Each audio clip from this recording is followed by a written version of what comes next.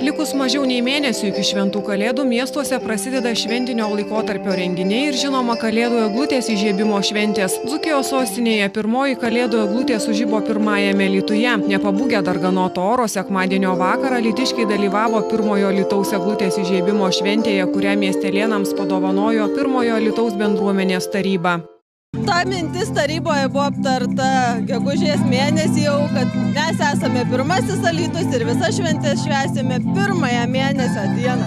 Tai tiesiog ta idėja, tik šių metų idėja yra nauja ir tarybos sprendimų priimta. Taip, šią tradiciją mes pasiskolinome iš Druskių bendruomenės, Druskininkų gatvės gyventojų ir ją tikrai tęsime, kol bus taryba, tol bus kalėdų eglutės įžiebimo šventė. Pirmojo Alytaus eglutės įžiebimo šventė prasidėjo teatralizuotų pasirodymų su Kalėda, Saulė, Jotvos sūnumis, po kurių kovos dėl saulės ir šilumos į aikštę atvažiavo Kalėdų senelis. Po jo sveikinimų netrukus sužibo ir Kalėdų eglė.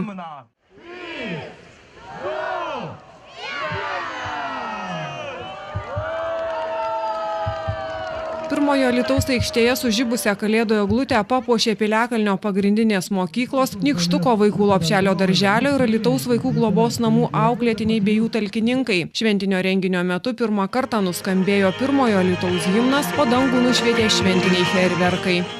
Gerai, svarbu, kad kuo daugiau, to geriau. Kuo daugiau eglučių, to geriau, tai kalėdinės nuotaikos prasideda. Artėjančios žiemos šventės atnešė džiaugsmo daugiavaikiai nepasiturinčiai pirmojo Alytaus šeimai, kuriai šventinio renginio metu viena Alytaus įmonė Kalėdų proga padovanojo 1000 litų vertės naują šaldytuvą. Savaitės pabaigoje gruodžio 6-17 valandą Kalėdų eglės žiburiai sužibs ir tradiciškai Rotušės aikštėje. Taip pat bus įjungtas ir šventinis miesto apšvietimas.